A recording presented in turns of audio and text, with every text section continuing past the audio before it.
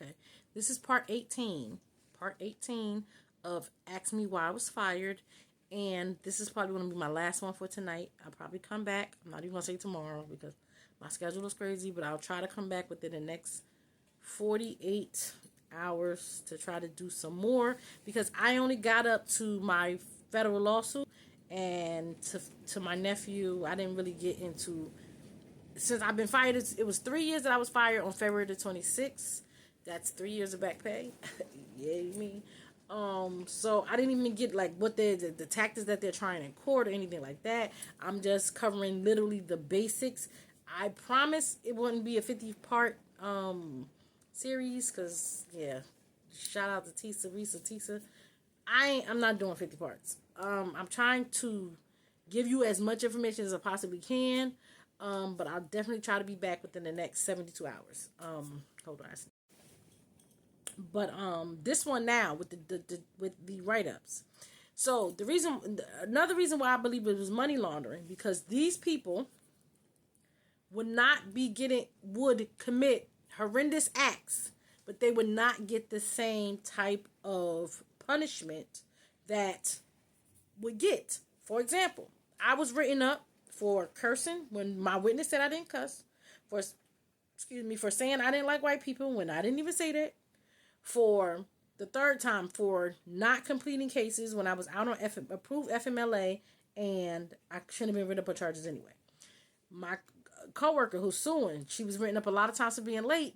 She was fired. The New Jersey Judiciary fired her. She's in my state lawsuit. I didn't even get to the state lawsuit. It was 3 black women who are suing for termination of employment by the New Jersey Judiciary who were discriminated, harassed, and retaliated against. And she was fired because her doctor did not medically clear her to return to work. You heard that correctly. Her doctor said this patient, due to the abuse that she has suffered by the hands of the New Jersey Judiciary since 1995, she worked there, she cannot return to work, and they fired her for abandoning her duty, which is illegal, which is why they're being sued. And this is the type of stuff that we're dealing with. Now, I want to talk about some of the things that I know that committed and nothing was done. One individual, now I don't even know this individual. I found out about this after my lawsuit. It's actually published in the complaint that was filed because we have to say how other people were treated. As people, we're treated one way. It's differential treatment. You see how the Caucasian person who was cursing and the assistant criminal division manager didn't do nothing. It was brought up on charges and had to step down for her position. A lot of that happens. That's money laundering. If you're only bringing us on charges for things that we do or we don't do, money laundering. So it was a guy who he was in love with Bruce Springsteen. He was so in love with Bruce Springsteen that he went into the court system, went and checked Bruce Springsteen's records, criminal records, to see his address, social security number, all his personal information. Bruce Springsteen has he's famous. So when you check his social, every time it happens, he gets alerted, y'all ran my stuff. When it was determined the individual who did it was a New Jersey Judiciary employee, no, he didn't get fired. He got suspended. I believe it was 6 months. In his suspension, Middlesex County, New Jersey probation paid him to DJ their Christmas party or something. One of their holiday parties. Yes. I got suspended for taking off work to care for my sick child.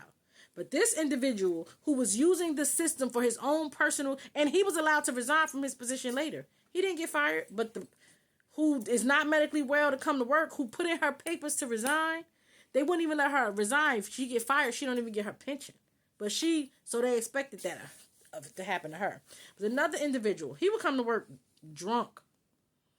They didn't fire him. He was literally lying in his reports, saying that he was interviewing people he wasn't interviewing. Went to the court in front of the judge, start telling the judge, like, yeah, Your Honor, I had a conversation with him.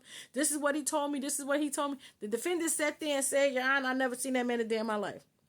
He was suspended. They allow him not to be fired because his supervisor, who approved all his reports, was also written up. So they allow him to take a plea deal and not be fired And he didn't lose his pension. But the who doctor did not medically clear her, they tried to take her pension.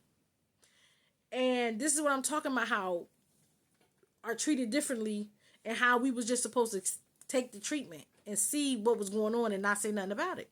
Now, if I see this happening, what's going on now, I didn't even know about the Bruce Springsteen thing until the lawsuit. It was some other stuff they were saying. I'm trying to think of some of the other things. I can't really think of it right now.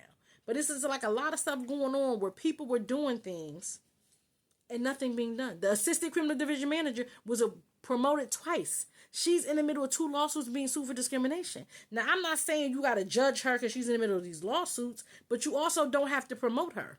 You don't got to hold her back. Keep her where she's in the middle of lawsuits. But she's promoted. But as a black woman, I'm taking off work to care for my sick child for 7 years prior to the time that I took off before.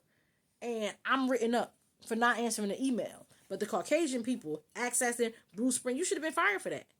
Let me access the records for my own personal gain, a famous person. I wonder how Bruce Springsteen feel about his records being accessed. Or the individual who wasn't fired, who was coming to work drunk, not interviewing defendants and saying that's fraud. He was committing fraud. What if he put something in your report saying he did this or did that? You can't, but these people are not losing it. They're not losing. He was allowed to resign from his position, but the black lady who had medical issues, she was fired. This is the treatment by the New Jersey judiciary.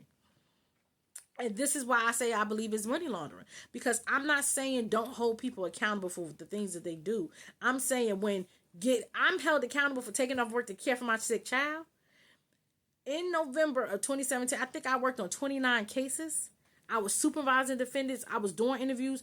Like, if you see the evidence that I had to show everything that I did, I was highly assigned. I was one of the highest assigned probation officers in the division.